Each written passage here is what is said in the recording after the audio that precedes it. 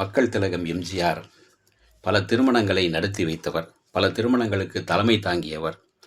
அதாவது தன்னுடைய தொண்டர்களின் திருமணங்கள், தன்னுடைய கட்சியில் உள்ள முக்கியமான நிர்வாகிகளின் திருமணங்கள், தன்னிடம் பணியாற்றியவர்களின் மகள்களின் திருமணம், ஏன் பாக்கியராஜுடைய திருமணம், பாண்டியராஜனுடைய திருமணம் போன்ற விஐபிகளின் திருமணம் உட்பட பல திருமணங்களில் கலந்து கொண்டு வாழ்த்தியவர். தன்னுடைய சட்டமன்ற உறுப்பினரானாலும், தன்னுடைய எம்எல்ஏ ஆனாலும், தன்னுடைய தொண்டர் ஆனாலும் இருவருக்கும் சமமாக மதித்து திருமணங்களை தலைமை தாங்கி நடத்தி வைத்தவர்.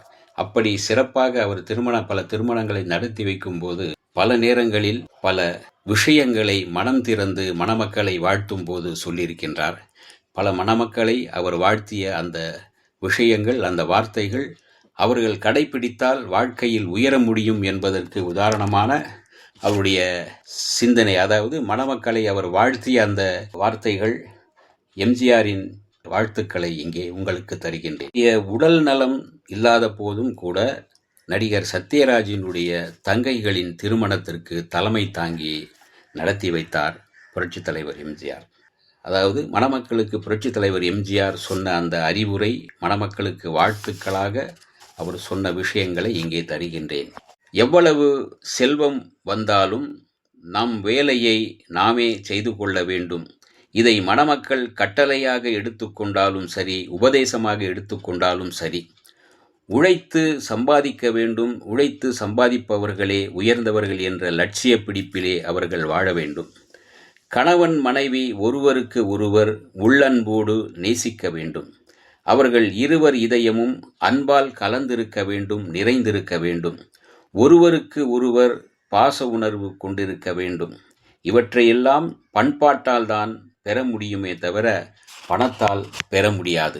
வீண் ஆடம்பரம் இல்லாமல் மணமக்கள் வாழ வேண்டும், பிறர் மெச்ச வேண்டும் என்பதற்காக ஊதாரித்தனமாக யாருக்கும் எந்தவித லாபமும் இல்லாமல் செலவு செய்யக்கூடாது. மணமக்கள் எவ்வளவு செல்வத்தோடு வாழ்ந்தாலும் எளிமையோடு இருக்க வேண்டும். பதவி வரும் பொழுது பணிவு வர வேண்டும் என்று சொல்லி இருக்கின்றார்கள்.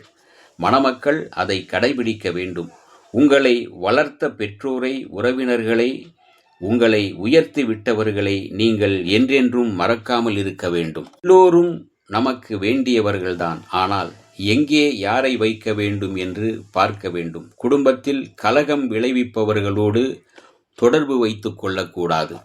உழைத்து பிழைக்கிற அனைவரும் இந்த நாட்டில் மதிக்கப்படுவார். எவ்வளவு படிப்பு படித்தாலும் மேலும் வீட்டில் இருந்து படிக்க வேண்டும் என்று மணமக்களுக்கு சொல்லிக் கொள்கின்றேன். ஒரு குடும்பத்தின் தலைவனாகிவிட்டோம் என்று கருதாமல் அறிவை வளர்த்து கொள்ள வேண்டும். மனிதர்களுக்கு சில குணங்கள் உண்டு. அவர்கள் கட்டுப்பாட்டோடு வாழ்ந்தால் சரியான முறையில் தங்களது சந்ததியினரை வழிநடத்தி சென்றால் அழகான குடும்பத்தினை உருவாக்க முடியும். திருமணம் என்பது சாதாரணமாக வாழ்வில் நடக்கும் ஒரு நிகழ்ச்சி என்று அலட்சியமாக இருந்து விடாதே. எதிர்காலத்தில் உங்களது நிம்மதிக்கு அதுதான் அஸ்திவாரம்.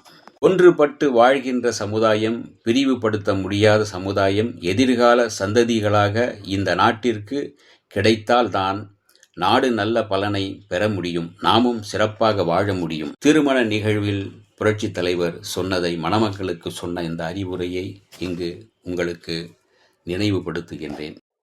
இந்த வீடியோ உங்களுக்கு பிடிச்சிருந்தா லைக் பண்ணுங்க, ஷேர் பண்ணுங்க, கமெண்ட் பண்ணுங்க, சப்ஸ்கிரைப் பண்ணுங்க, மறக்காம பெல் ஐக்கானை கிளிக் பண்ணுங்க.